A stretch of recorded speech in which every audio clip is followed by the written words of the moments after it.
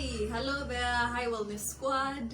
So in our video today, you people are always complaining and saying nutritionists always recommend foods that are quite bland in taste and they actually don't excite you as you eat them.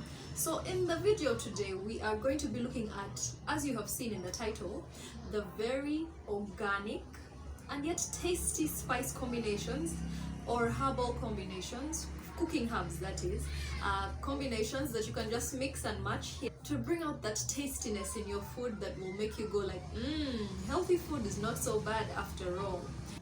So as you can see, I have my whole product array right here that I use. This is personal experience, so you can trust it and then go try it out as well. We'll go straight into it by naming 6 African foods that we can actually flavor using organic or herbal condiments or spices, and the flavoring will just be right to excite your taste buds. The first food we'll talk about today is our beef. I know most of you are so excited about beef, and so I decided let's just talk about it first and get dealing with it, and just see how we can make it much more healthy, much more exciting, even without having to use lots of curry powders, lots of seasonings. I don't want to use brand names, so I know you get the different names that I'm trying to mention, but I will not be able to say them out here. So the natural spices that we can actually use for beef is thyme, number 1. Thyme is this. Meanwhile, these are all organic products. When you're looking out for your spice cans or spice containers, please look out for those that are organic. Like, there is not much done to them apart from just being dried, like you can see in there, and pure. So you look at how you can tell is just look at the ingredients list. If you look at the ingredients, I don't know if you can see, sorry if you can't, I'm going to read for you. So the ingredients here say thyme leaves 100% pure and natural, no additives.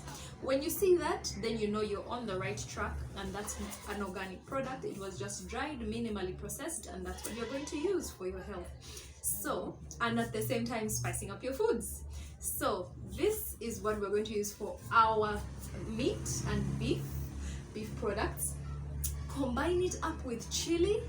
Even if you're not a chili person, this is also 100% pure chili. So just look out for 100% pure stuff.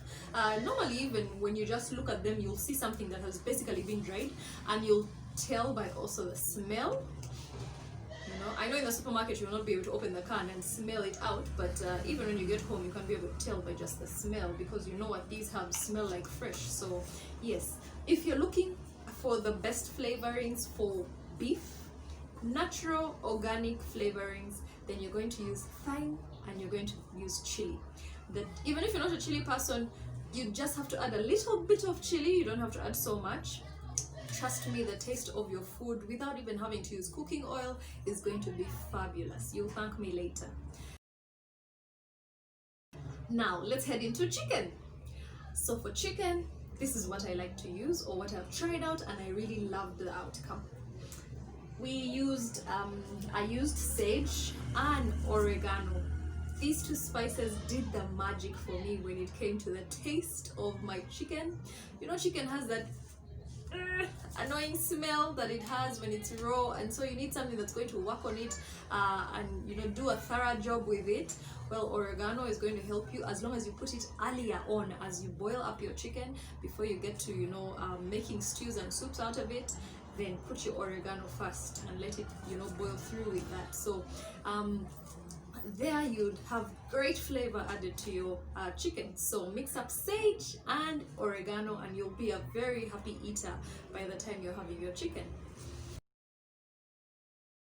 A good combination for my chicken has been oregano and then also having lemon juice added to it. We all know lemon juice is going to help you deal with that terrible smell, and then I told you as well, oregano does a great job with that. So combining them is going to do you extra magic for your chicken. So well, let's head into liver. Now for liver, this is what I use or like to use: garlic and bay leaf. So garlic, I'm sure I don't have to explain it to you. You already know what it is like. And yeah, the flavor and smell of garlic is quite nice when you are, you know, making your meats and sauces. And then bay leaf. This is bay leaf. So mixing bay leaf with garlic, you'll definitely have a magical treat in your mouth when it comes to eating your liver. So yeah, this is what I use for liver. Down here in Uganda, we tend to call bay leaf mudalasini. So if you're looking for it in your local stalls or market stalls, you might want to call it mudalasini instead of just saying bay leaf. So that's it for liver. Like we said again, when you're checking out for these spices, please look out for the ones that are just basically dried and tell you in the ingredients section that it is 100% pure, no additives, because that's what you would need. So here they just say in the ingredients, they just say dried bay leaves, full stop, nothing else added. No this, no salt that, no, you know, stabilizer this. So yeah, that's it for liver. So that's it for liver. Let's go into pulses as well, you know, because those are the ones that are more tricky when it comes to how we are flavoring them. It's easier to eat meat than to eat peas just like that. So why not talk about peas right now? So with peas, if you want your peas to taste exciting, you could use coconut in whatever form. So you could use coconut oil.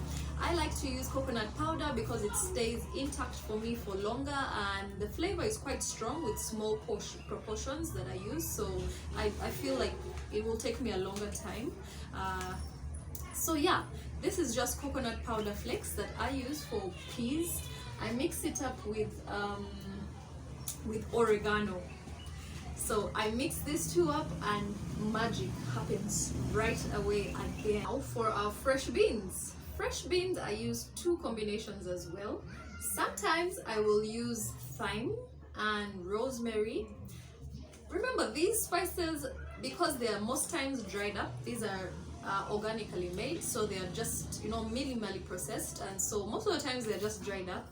Now the drying process makes their flavors really intense, so if you're going to use a lot, you're going to end up messing up your food. You just need to put a little bit in every type of sauce you're making.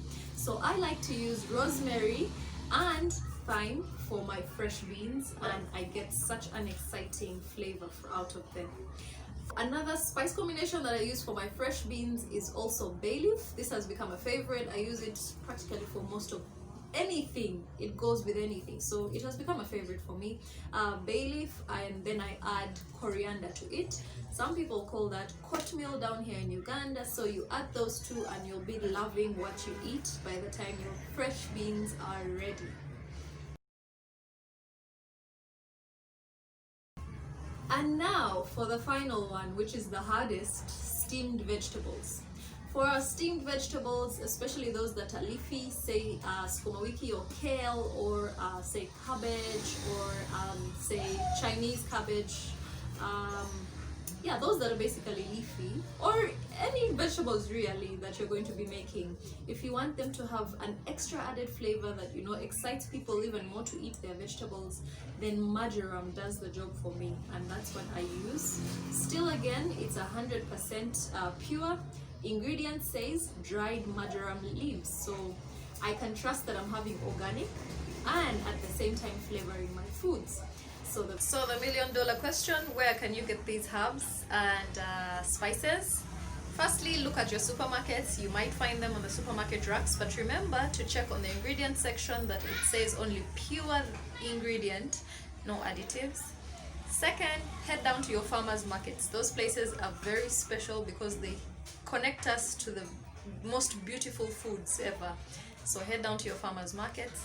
Thirdly, make friends with people that are also interested in things like these, in natural foods, in, you know, good natural foods, tasty natural foods, and you'll definitely be finding out some of the places where they get their spices and condiments. So those are finally, here's the most important way you can actually connect yourselves to these herbs and spices: grow them yourself. So go to your gardeners, go to your garden flower sellers, and ask them for these seedlings, for these different herbs, and grow them yourself.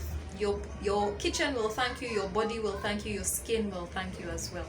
So now you know that healthy food doesn't have to be boring, as long as you know what to combine with what to give you that perfect flavor for your different foods.